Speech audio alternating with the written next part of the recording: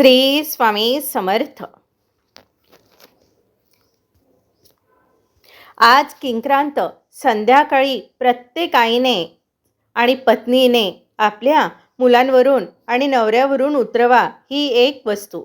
अभ्यासात प्रगती आणि नोकरीत मिळेल प्रचंड यश. नमस्कार मित्रांनो, स्वागत आहे तुमचं आपल्या चॅनलवर. आजचा दिवस अतिशय खास आहे, पण तितकाच सावधान राहण्याचा सुद्धा आहे. आज आहे किंक्रांत.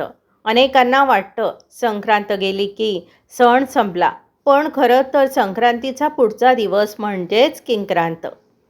हा तुमच्या मुलांच्या आयुष्यासाठी आणि तुमच्या घरातील प्रगतीसाठी सर्वात महत्त्वाचा मानला जातो. तुम्ही कधी विचार केला आहे का की मुलं अभ्यासात तर खूप करतात, पण परीक्षेत आठवत नाही, किंवा नोकरीत तुम्ही खूप मेहनत घेताय पण पदरी फक्त निराशा पडताय. या सगळ्यांमागे एखादी अदृश्य बाधा किंवा दोष असू शकतो. आज संध्याकाळी ठीक सूर्यास्ताच्या वेळी तुम्हाला तुमच्या मुलांवरून आणि तुमच्या पतीवरून अशी एक गोष्ट उतरवून बाहेर फेकायची आहे, जी तुमच्या मुलांच्या आणि पतीच्या प्रगतीला अडथळा आणते, जी त्यांच्या प्रगतीला अडथळा खेचून बाहेर काढते. ती वस्तू कोणती, ती कशी उतरवायची आणि त्यामागील गुपित काय, हे आपण आजच्या व्हिडिओत पाहणार आहोत.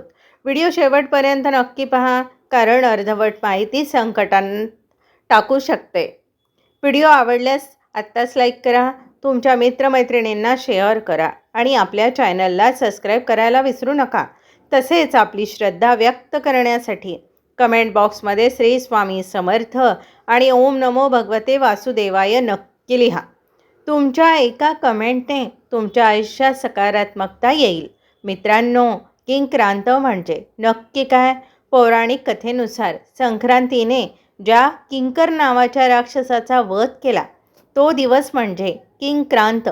हा दिवस म्हणजे दुष्ट शक्तींचा नाश आणि विजयाचा प्रतीक आहे.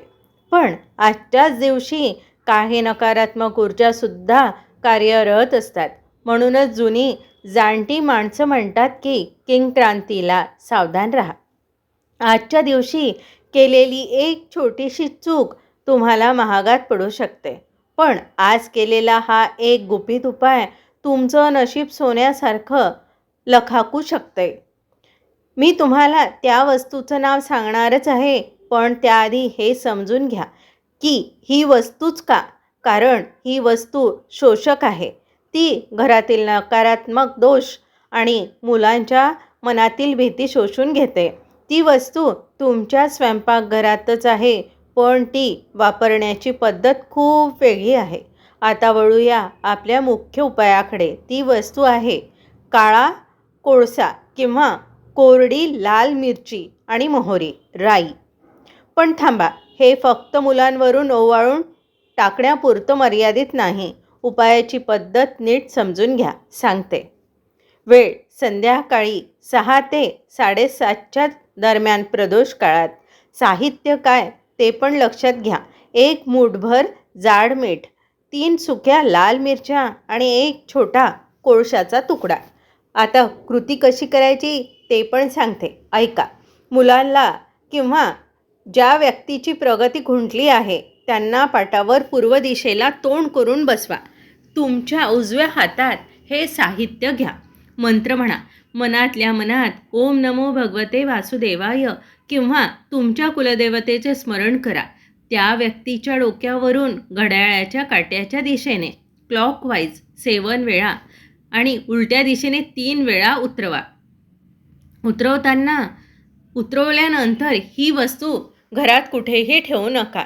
ती लगेच एका कागदात गुंडाळून घराच्या बाहेर जाऊ द्या.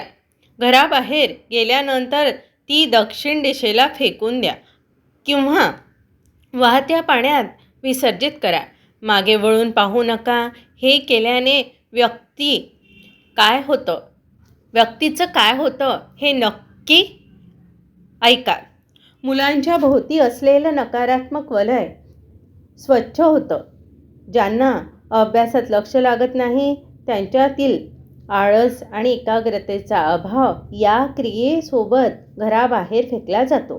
फक्त मुलांसाठीच नाही, तर ज्यांना नोकरीत प्रमोशन मिळत नाही आहे किंवा घरात सतत कटकटी होतात, त्यांच्यासाठी एक बोनस उपाय सांगते. ते पण लक्ष देऊन ऐका. आज रात्री झोपण्यापूर्वी घराच्या मुख्य दरवाजाबाहेर थोडीशी राई म्हणजेच मोहरी उधळा. उद्या सकाळी उठल्यावर ती झाडून लांब टाकून द्या. यामुळे घरातला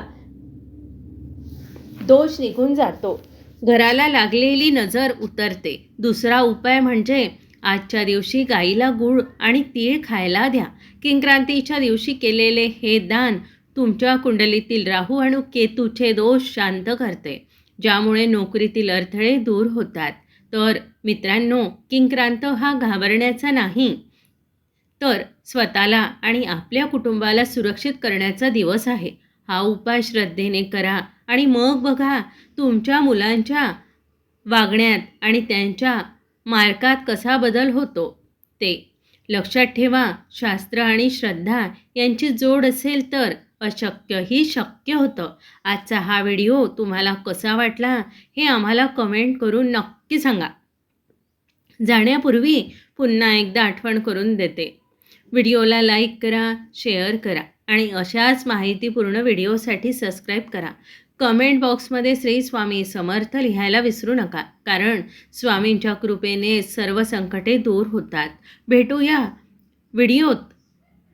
पुढच्या व्हिडिओत. तोपर्यंत आनंदी रहा, सुरक्षित रहा. धन्यवाद. श्री स्वामी समर्थ.